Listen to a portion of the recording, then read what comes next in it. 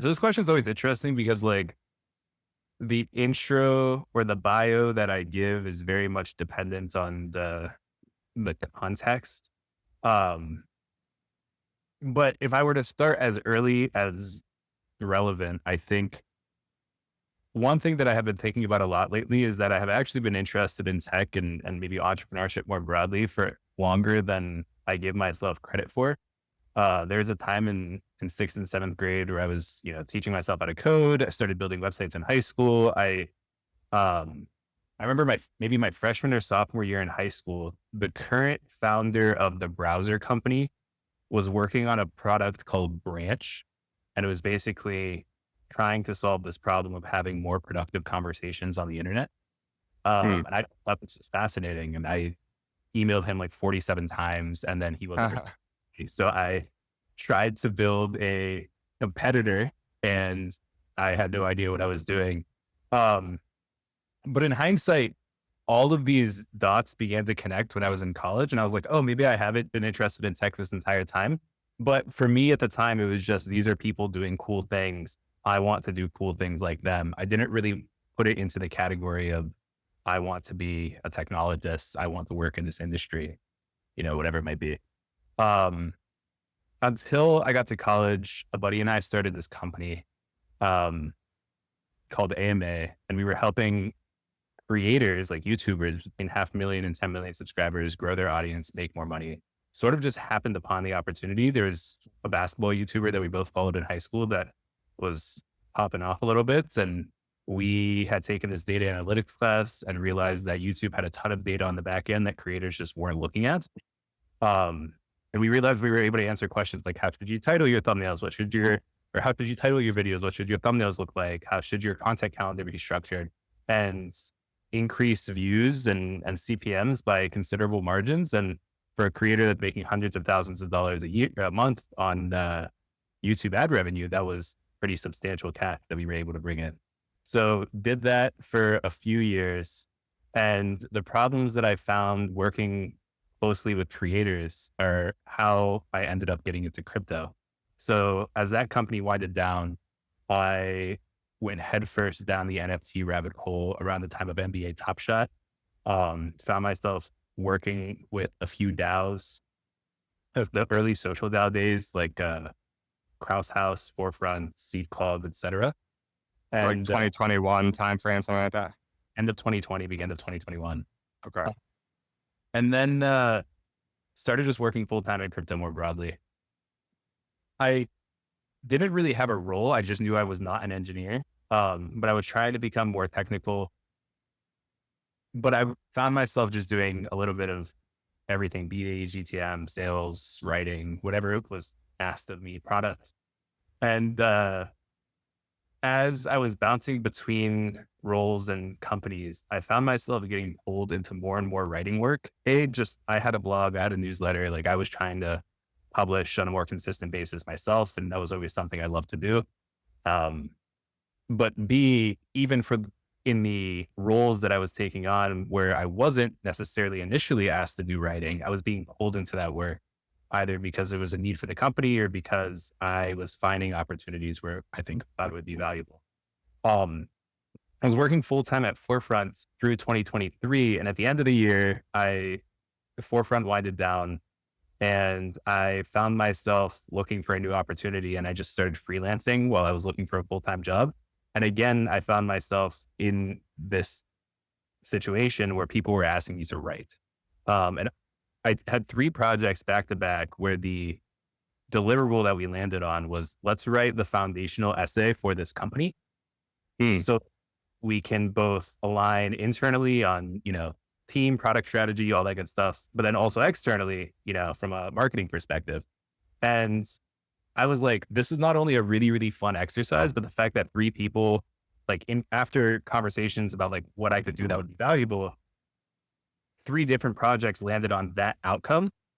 Maybe there's something here. So I started trying to sell that just as a package, like, hey, founder that I am friends with, I could write the pillar essay for your company. And it was a pretty appealing package to a lot of different founders. And I realized it was sort of a wedge for a lot of different things. It was a tangible output that people could hang their hat on and say like, hey, this is content. This could bring in leads. This is going to get more eyeballs on our company.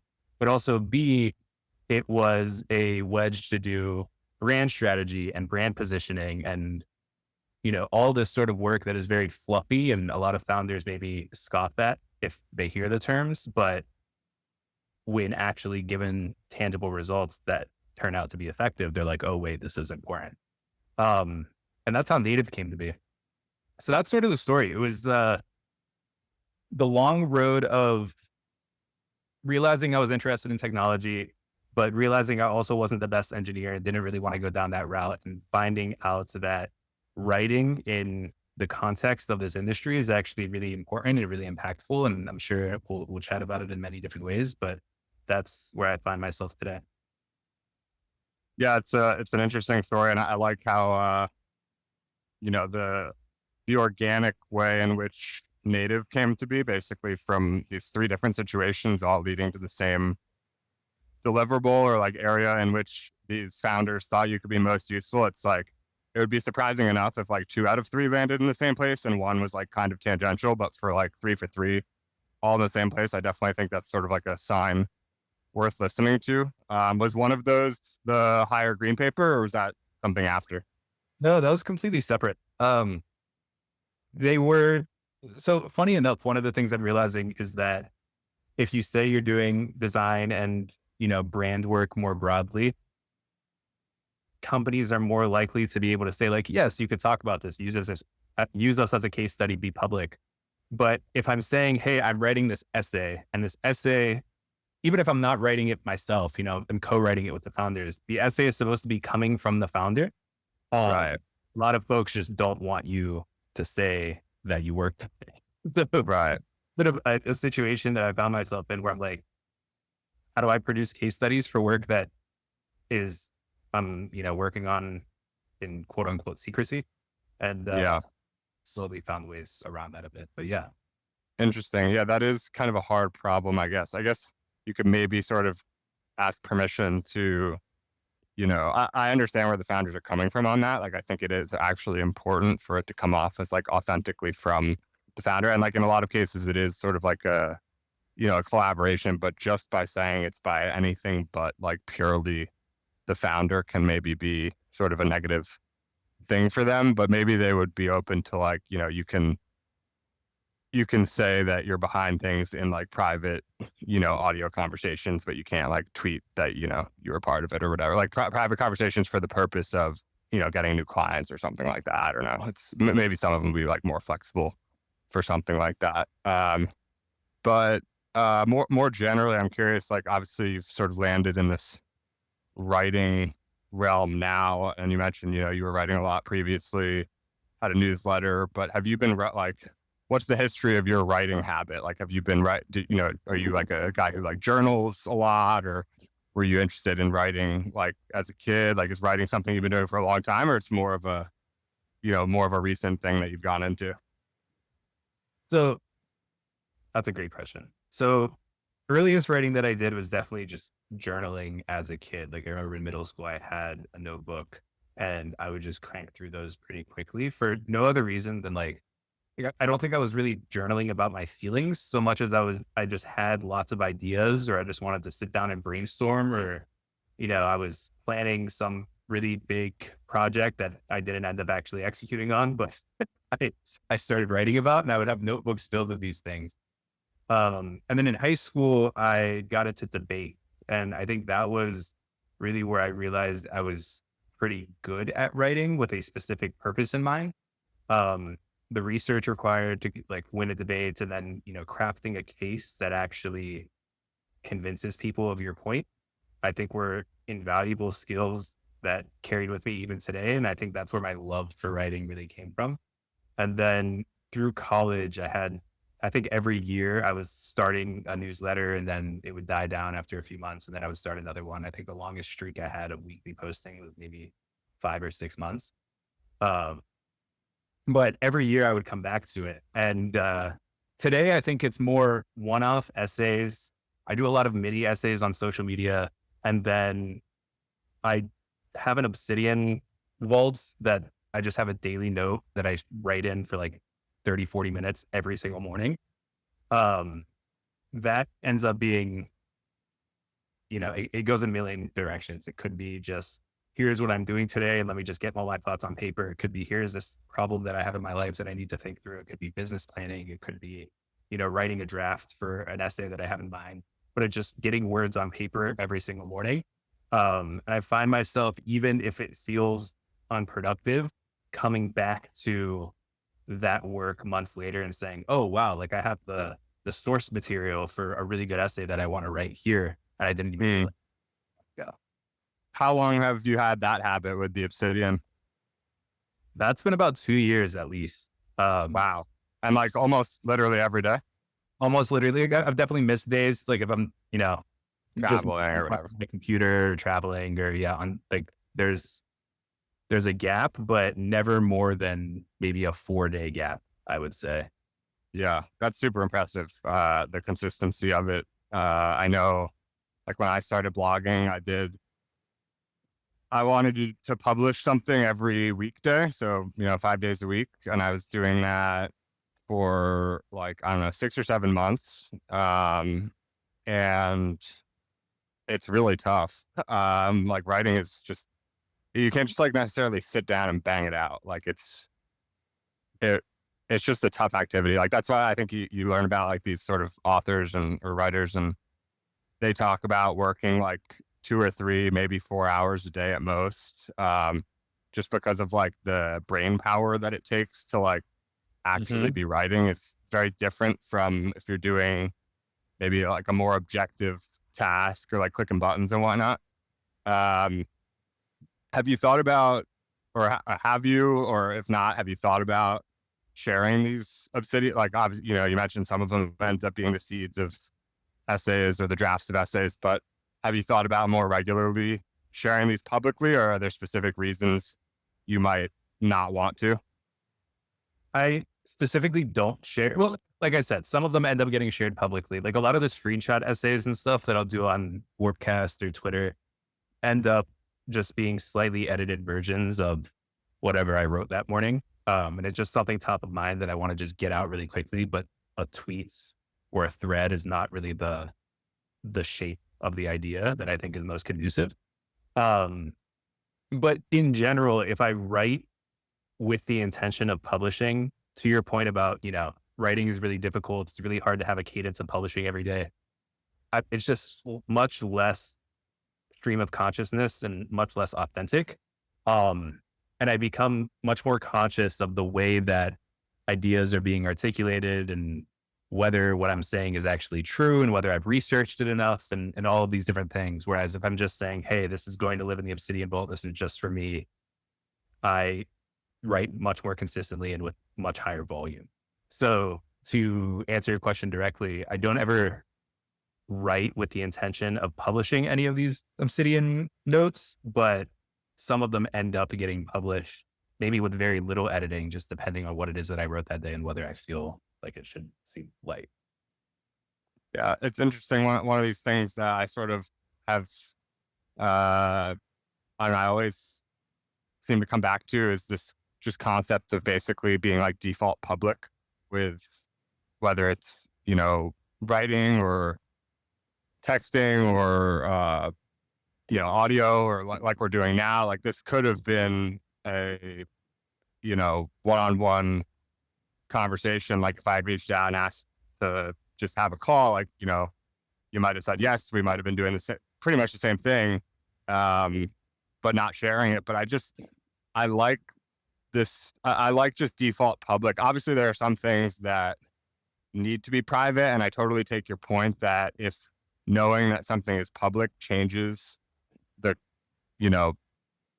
the content, like what you're, the way that you're approaching the thing, then like it can definitely be, that can be a negative. Like you're writing for this specific purpose, and that purpose is not to make it something that's like, you're not thinking about anyone reading it and everything like that. And suddenly you introduce that, and like you lose this ability to do this writing that has been so enjoyable and sounds like just generally positive for you over the last couple of years. So I totally get that. And like, you don't want to sacrifice that.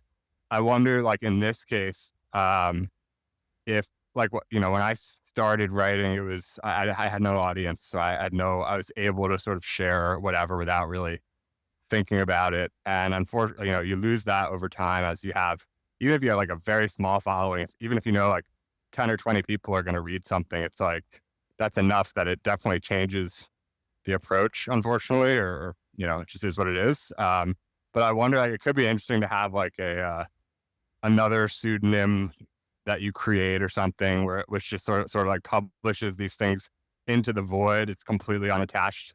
Well, I guess, you would then have to filter for like your company name and stuff like that, like things that could identify you, but just something like that. I basically feel like there's always, like, I'm sure there would be great value that people could get from having access to your Obsidian posts, but unfortunately, it's just not as simple as like, you can just share freely without it changing any parts of the equation. Yeah, I've definitely thought about this a lot. Like you and others who've experimented with publishing consistently other pseudonyms have definitely led me to think about whether it would be a good fit for me. And part of me has just wanted to, you know, create a pseudonym, go out into the world, start publishing, see what happens.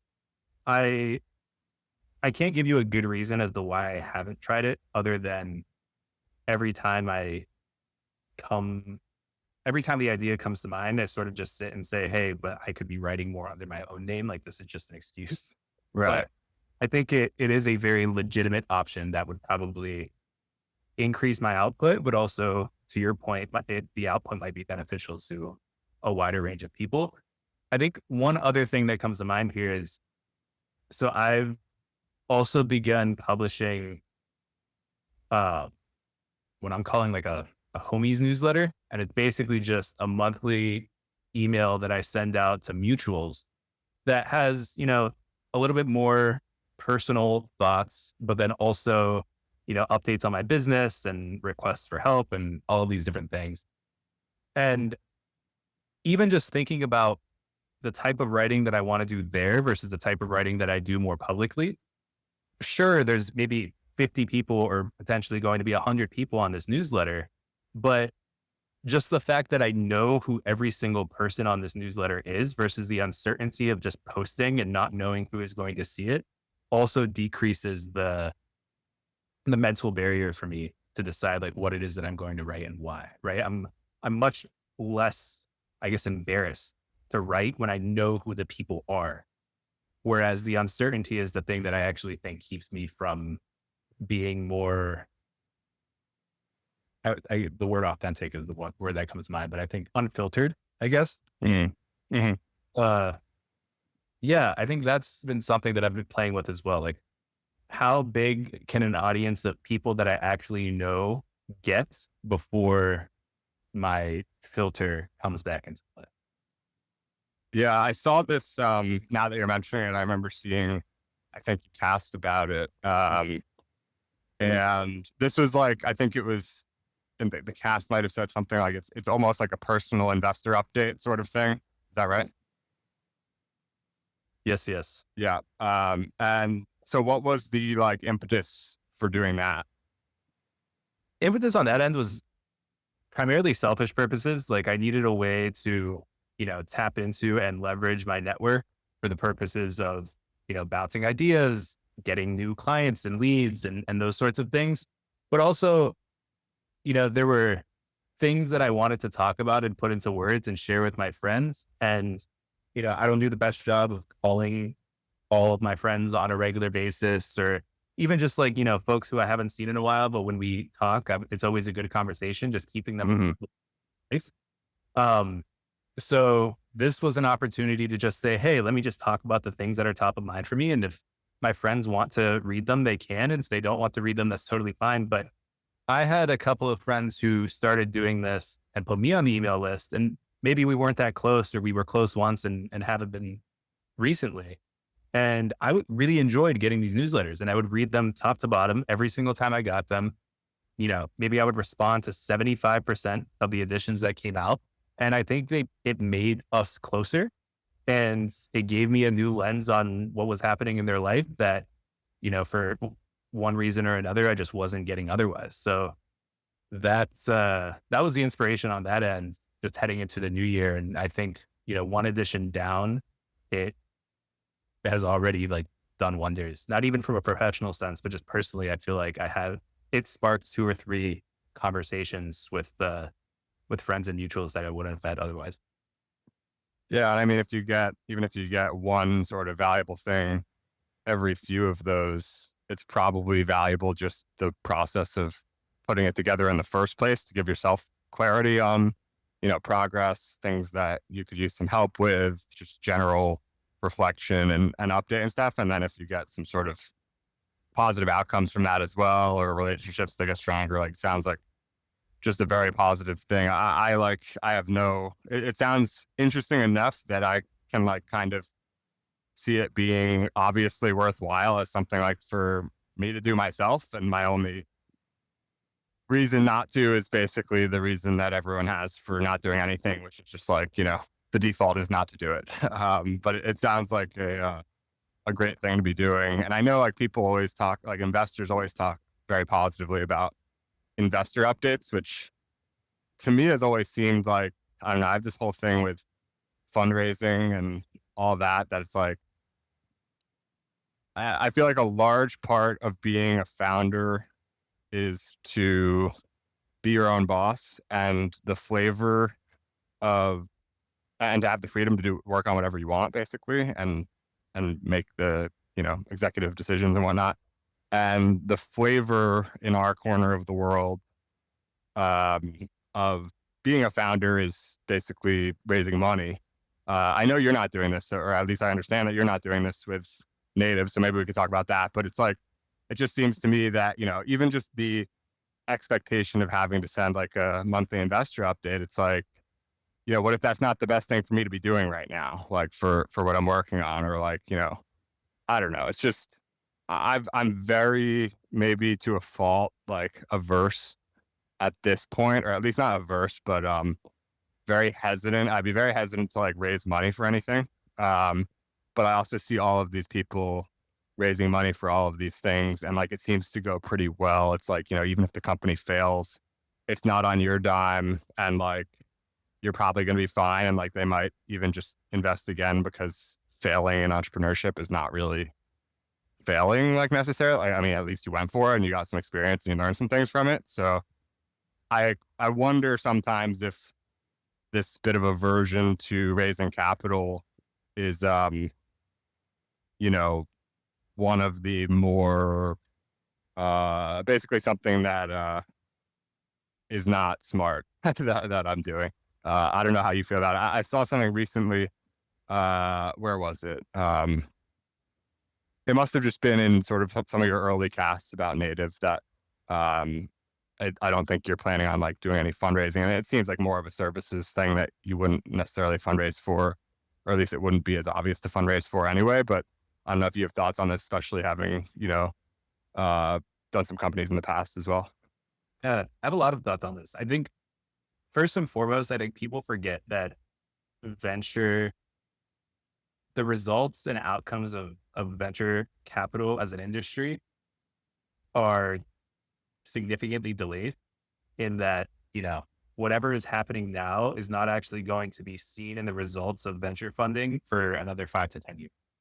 And I think we came off COVID and, the world of zero interest rates, and we said, okay, the world is going to, return to sanity. And in our sense, sanity, or in the sense of technology more broadly, sanity was, we're only going to fund things that are actually creating value and have the potential to drive revenue. And we're going to be a little bit more picky about valuations and all this good stuff. And I actually think that's the wrong way to understand where we're at right now. I don't think 2025 is even close to being what, 2010 was or 2015 was. I think 2025 is actually a world where there are very few things that require venture funding, and we are still funding a lot of things that don't require, right? In my mind, you need venture capital funding. It's speed is an absolute necessity. So being first to market is, a reason that you're going to win.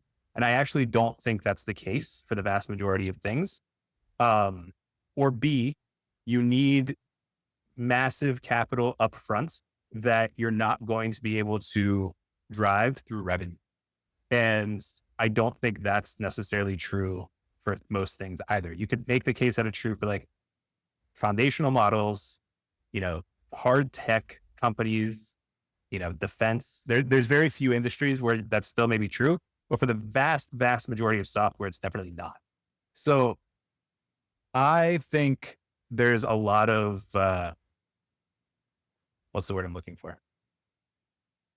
There's definitely VCs who are continuing to fund software that would have been an effective investment 10 years ago and are doing it at lower valuations and more efficiently. And that's how they're justifying to themselves that it's a good thing and they're doing it the right way. And in reality, they just shouldn't be funding these things at all. And it's going to bite a lot of people in the butt 5-10 years from now, maybe even sooner. For the purposes of native and just Can I actually interject on the general concept, and then before we get to native, sort of like a question there. So, what was I going to say? So I think you highlighted very clearly, and I tend to agree with you on sort of like the couple of main reasons why, where venture capital is needed and makes sense. But do you have thoughts on, like there's the VC perspective and then there's the founder perspective. And from the founder perspective, do we need capital? But then within, like basically if the answer to that is no, there's still a reasonable, potentially reasonable answer where no, we don't need capital for this software business. However, I'm going to quit my job to pursue this. I'm used to making X salary and my cost of living is Y. And so I certainly don't need a ton of capital to start this business, but I need, it would be helpful for me to be able to commit, Z amount of time to this for which to live comfortably, I sort of need this. And so, maybe raising money, even though I don't need to for this business in particular, like for my personal runway or to be able to hire up a very small team of, even if it's just 2 or 3 people or whatever, like it might make sense to raise even if I don't need to. Like, do you understand what I'm saying? Like, and what do you think of that? Because that would be more so where like nothing that I'm thinking of doing or have been doing is in that category that you described of like, I'm not trying to build the next OpenAI. I'm not building hard tech. I'm not doing like defense systems, anything like that. However, I'm spending my own money to give myself the freedom to work on what I want to work on. And I see other people raising money to do things, not so different. And I just want, my sense is that that's not what I want to do for a variety of reasons. But I sometimes I think it's, this is totally, unrelated point, but just to sort of explain the concept, like one of these other sort of decisions that I've sort of made and just stuck with for a very long time that I'm aware is like, okay, this is a decision that I sort of made and consider set, similar to like, I'm not going to raise money, that could I should revisit from time to time because it's very consequential. So an example of that is like, when I was in college, like a lot of people around me taking Adderall and Vyvanse and whatnot. And, people taking it around exams and whatever. And, I tried it here and there, during like exams or whatever, but I was never like consistently taking it. And I felt, people talk about side effects or whatever.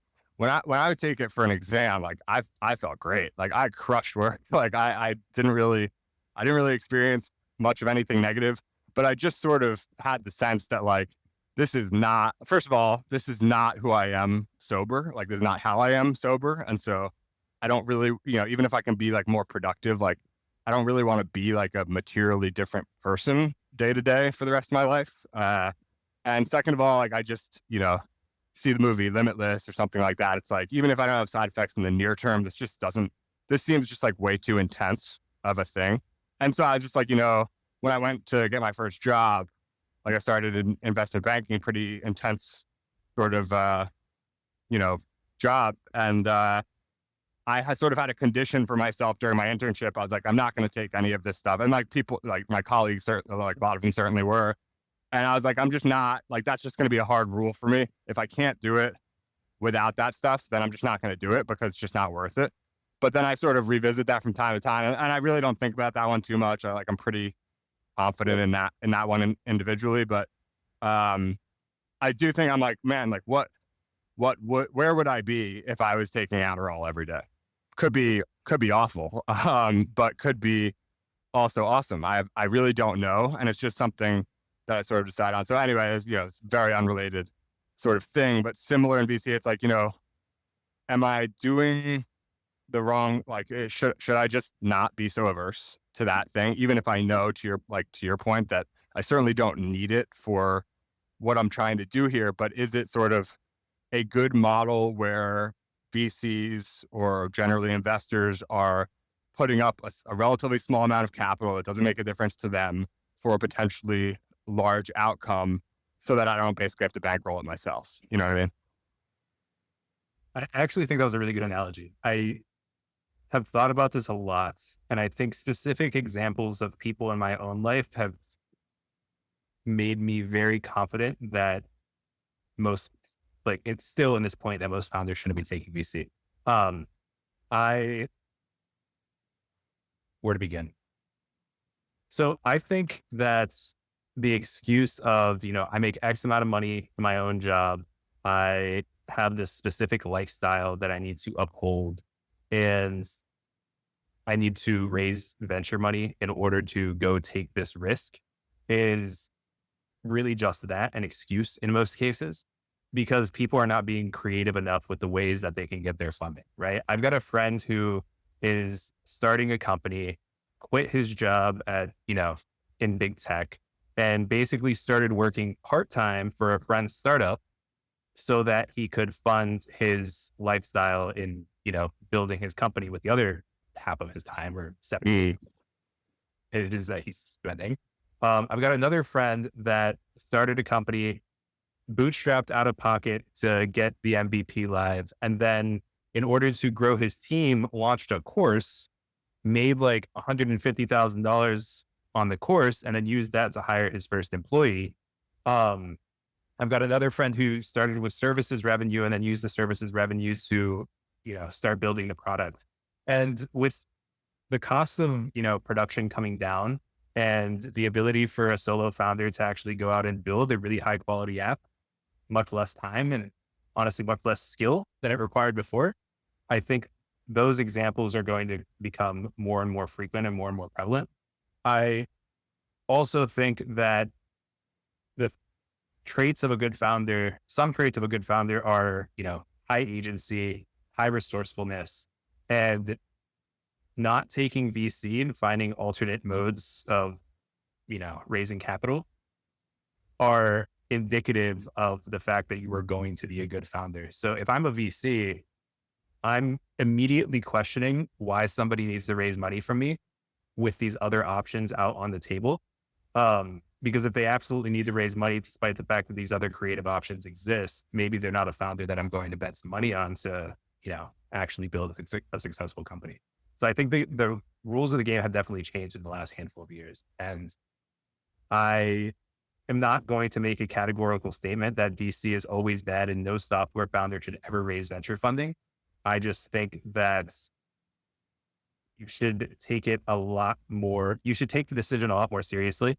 And I also think that people underrate having complete independence and having complete autonomy over the company that you're building. And maybe that's another conversation that we can get into, but I think because the norm has been, I'm going to raise a seed round and then figure it out from there, folks have just gotten used to the fact that they do not have complete independence and autonomy over their company. But I think that becomes even more important and high status over the next handful of years. And that's going to be another nudge away from raising. Yeah, that actually ties things together pretty cleanly, because that's sort of where I started by saying, like, I think a large part of, being a founder is to have that complete autonomy. And, the difference between 98% autonomy and 100 is like so big. Like the difference between 98 and 94 is like nothing.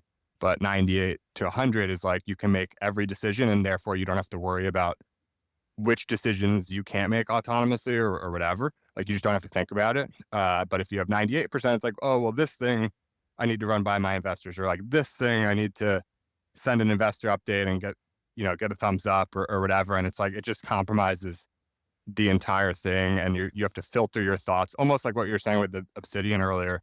It's like the difference between writing to an audience versus writing for yourself. Like there's just a filter that gets applied where you can't think purely what is the best thing for me to do. You have to always have the sort of filter consideration of like, what are these other people involved going to think? And I think that's, I personally sort of really enjoy the pure autonomy and try to preserve it as much as I can, at least these days. So I definitely sort of sympathize with that view. And it's interesting take as well to say, like, that's probably going to get to be higher status, which will then make it sort of like a more sought after option as well in the years to come. And that makes sense as well. And then I think the last thing to your point on like creative ways to make money, a lot of people in our corner of the internet with Warpcast, especially, like there's lots of opportunities to make money in crypto. There's also obviously lots of ways to easily and quickly lose a lot of money in crypto. But that's most of my ability to, or a lot of my ability at least, to give myself runway to work on what I want to work on and whatnot is, has been just generally being invested in crypto and then just sort of like doing things in crypto that lead to making chunks of change here and there. And it's great. And I think this, sort of betting on yourself, being able to work on what you work on without even having investors or sort of like a board or whatever. I think this sort of flavor of a early part of a career is becoming maybe more popular among people in crypto for two reasons. One, that, what I just said is that, people who have happened to have been in crypto for the last, not happened like it was an accident, but, maybe it was an accident. Maybe they identified crypto as interesting and a lucrative place to be. Regardless of the combination of those two things, it's been a place where, if you've been around for a while, you've hopefully been able to make some money. And then second of all, people who are in crypto sort of by default, for the most part, like if you take someone out of crypto and you take someone who's in crypto and you take some other random person who's not in crypto, odds are you do that a few times, the people who are in crypto probably tend to value like freedom and sovereignty more than the other people who are not in crypto. And of course, like it's not like a, dead solid correlation or whatever, but just generally people in crypto, I think, sort of lean freedom and sovereignty. And so that's sort of maybe another reason as well. Yeah, I would agree with that. Going back to the point about, being able to bootstrap by making your money in crypto, one of the trends on Warpcast that I'm seeing is, people launching tokens very, very early in the life cycle of the product that they're building in order to fund the early development of their product. And I'm very curious to see how that model plays out and matures and whether it ends up being successful in the long run. I know people have often warned against launching a token early because you don't want the baggage of having a token if you decide to pivot away or drop the idea. But it seems like with the volume of tokens that are being launched, it's the expectations around launching a token are no longer as heavy. So that is just another model that I'm curious to see play out. Yeah, that'll definitely be interesting to see. Maybe we can sort of plug back into, you were going to speak to how all of this, how you're thinking through all of this as it relates to native. And then I brought us materially off track for a while. No, I think it's all related, right? I think one of the core theses around native is that, well, A, it's that narrative is really important. And B, I think building on that, narrative is important largely because it gives people an avenue through which they could believe in your company and believe in your worldview and the mission that you're pushing forward.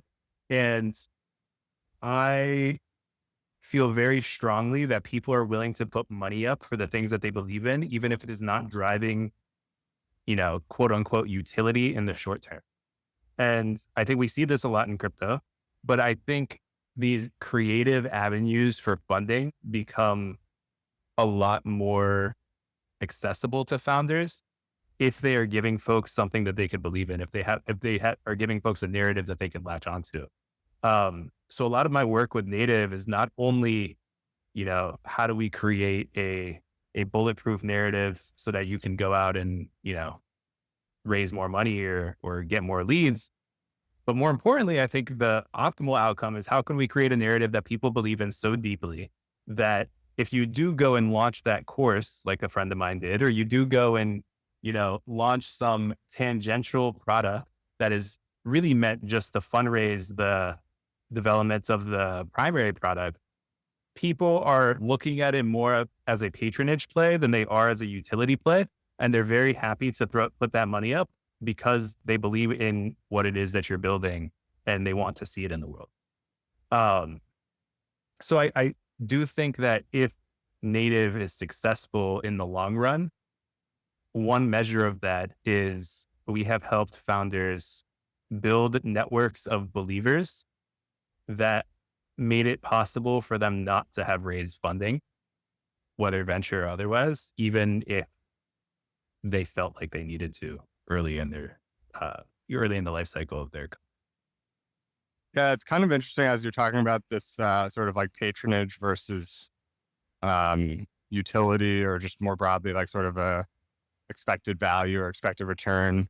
It's an interesting I think it's interesting when like in all of these cases that you're mentioning, it's not like pure patronage, or at least in most cases, I would think it's not pure patronage. There's at least some chance, it seems, that there would be value from whatever this like if you're going to buy an early token, there's an understanding that like we don't, in a certain case, like we don't have a product yet, but here's what we're going to go try and build. And it's like there's not even any guarantee that if this thing works, that value accrues to the token. Like there's no guarantees of anything, so it's largely patronage. But it could be something. And I think there's something pretty powerful about like primary patronage with secondary, very small odds, or not necessarily very small, but small odds of like huge upside, or just any return, basically, because it becomes something that's different from like Patreon, which has sort of like a limited market. Like there's only if someone wants to, one of my friends just texted me the other day for his niece is having a Girl Scout whatever, and I thought he sent the link by accident. I was like, why are you sending me Girl Scout cookies? But he evidently, it's his niece or whatever. So I opened the link, and I actually haven't done it yet, but I need to. I have it on my list. I got to go buy some. I don't have a list, but I have it in my head as a to-do that I got to go buy some Girl Scout cookies. And that's like a pure patronage thing, right? And like there are times and places for those sorts of things where that's not even patronage, I guess. It's like sort of donation, but they're similar. And like there's times for these things, and they have like sort of nominal amounts attached to them, typically, unless you like sort of really care about some cause or whatever. But what we're seeing in these situations, I feel like that you're laying out, is like it's primary patronage. Like I believe in this, I support this, I like this person who's doing this, but I'm also aware that it's kind of like a lottery ticket, that thing could result in some value long term.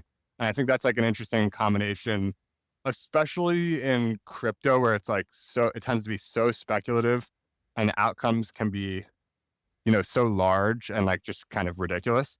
Not like ridiculous in a bad way, but just like 25,000x or whatever. And so it becomes like it's almost like a personal venture model in a way, where you're deciding what you want to invest in based on basically just like, who you like, what you believe in, what you're interested in. Every ticket that you write is relatively small, and maybe you write 1,000 tickets and 999 end up being pure patronage, and one of them does a 10,000x, and you're up 10x on all of that, combined. Right. And I do, like, this goes back to this whole, we'll see how these builder tokens play out, because I do think that's a lot of the reason anybody is investing in these builder tokens. Most of them have no promise of utility at all. right? But they're also not quote unquote meme coins in that they don't stand for anything specific. They are essentially patronage plays, but you're hoping that if the founder ends up winning, either there is a chance that they tie the token into what it is that they're building, or B, they, the attention around that founder just causes the token to go up. And I don't think either of those are really legitimate in like the quote unquote investment sense. They're not legitimate reasons to invest, but they are like, there are definitely benefits associated with supporting the founder early. So I don't know, like, I think you articulated it well, but that's definitely a dynamic that I could see biting some people in the butt, but I'm hoping the good intentions around it actually end up making it more likely to be a successful model in the long run. Yeah, we'll see. And I think it's so early still that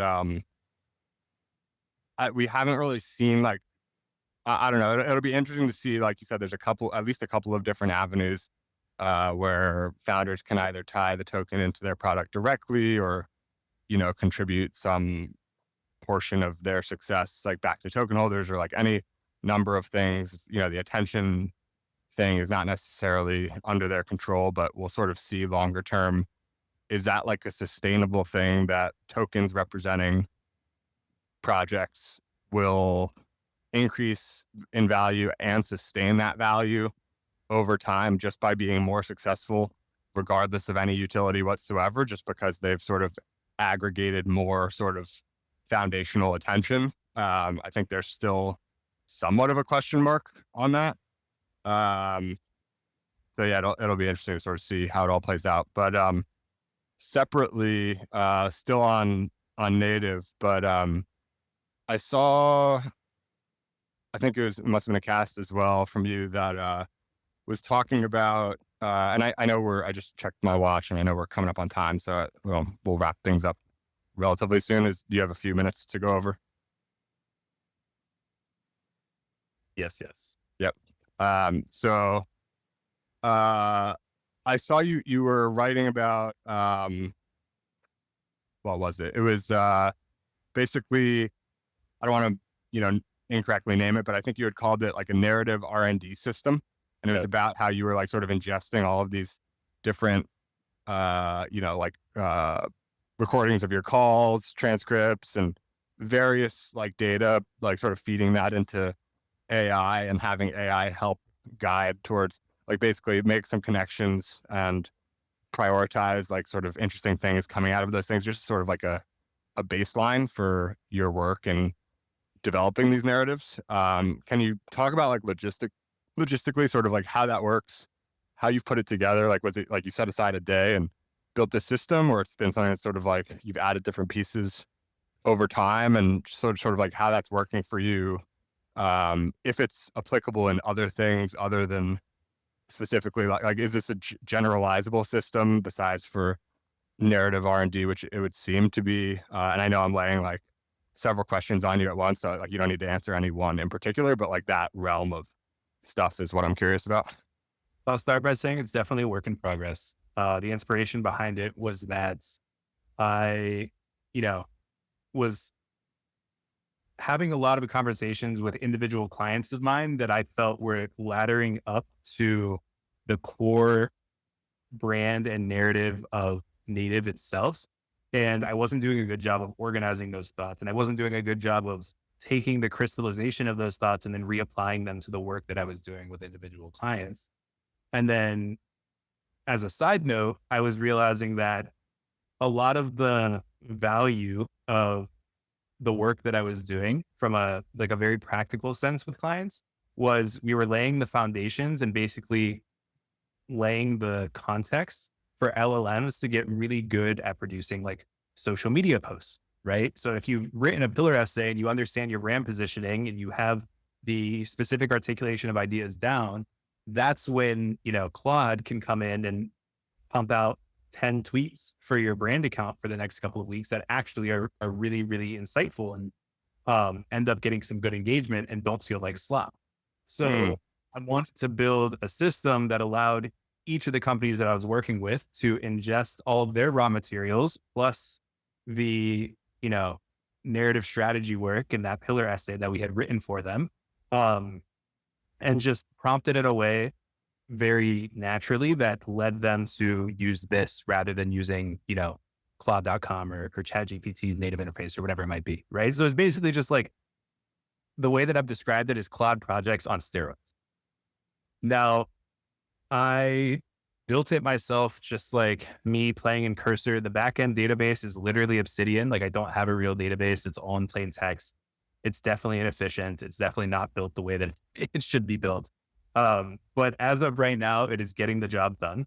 And each week I'm adding, a feature here, a bug fix here. And I'm getting to the point where I feel like I have a deep understanding of what a product like this needs to include to be valuable out of the box for a founding team or a marketing team. And with the hopes that I'm going to productize this alongside, my services and basically say like, hey, if you hire native, we're going to use this system that you're going to be able to use across your entire team. And the simplest, value prop is that this is going to replace your ChatGPT and Claude use for your marketing team. And for a lot of folks, that's enough, because if I can make that experience 5 times better for them, they've replaced the need to have a junior social media person essentially. But all of this is to say, I think high level, this idea of a narrative R&D system, I think is really important, because the work that I'm doing is not static. I do, this brand positioning exercise. We produce a pillar essay, and then what comes next? It is having a pulse on what is happening in the market, and then continuing to talk about your narrative and what it is that you're building in the context of the current conversation, and take what customers are saying and what the current meta is and what the current conversation is, and use that and filter it through the existing narrative so that you can produce more content and talk about your company in light of the existing zeitgeist, right? So basically brand as filter and brand as lens through which your customers can see the world. And if that is the approach that you're taking to narrative strategy, which I think is the correct approach, then it needs to be an active one. It cannot be passive. It cannot be static. It cannot be, hey, somebody is coming in and doing work for 2 months and then they're dipping. So building out this system, I think, is really important. And it's allowed me to both theorize about what I think narrative strategy work looks like and what effective work looks like, and also get very specific about, okay, what are the tools that we can use? What's working with the existing tools? What is not working with the existing tools? So I think just for the sake of my clients and the sake of myself, building a system like this has been valuable in making sure that I'm giving them the best work possible. Yeah, it's interesting. I didn't realize that. I thought that this was a system that you had built like sort of for personal use. And I didn't realize that it's something that, first of all, can be like other people can plug in, and maybe they have to, configure a couple things like to have their calls recorded and fed into it or whatever it might be. But other people can sort of relatively easily plug in and then use it as, that you would productize it, that they could just use it themselves. That I thought it was a personal tool. So and obviously a lot of great products come from being personal tools at first. So this seems like it could be an example of that, but that sounds like a compelling thing to offer for sure, alongside the more, bespoke services, which may be front loaded, but like you said, dynamic over time, reoccurring, maybe more than recurring on a set cadence or whatever. And just that makes a lot of sense. What was I going to say? I have one more thing. It might have escaped me. I'm sure I'll think of it in a minute. But with that, man, I really feel like I wanted to bring this thing up, but I can't come up with it. Maybe we'll do this again sometime, and I'll think of it. I'll probably think of this thing in like 30 seconds and maybe text you or whatever. But for now, I feel like that's a reasonable place to wrap. I know we've gone over on time a little bit, so appreciate you taking the extra time. And as I said at the top, it's great to go back and forth in real time, long form conversations. Just, it's not like I like Warpcast and tweeting and casting and hanging around the feed and all that. But to me, like, there's a reason I've been doing podcasts for a few years now. It's just nothing beats it. And so it's been great to, having respected your work and your thinking for a long time based on your casts and messaging back and forth a bit. It's great to finally do the real thing. Agreed. I really appreciate you inviting me on. Please, text me if you think of the question, and I'm sure we'll continue jamming. But thank you for the time. Awesome. All right. Thanks, man. And take care. We'll talk soon.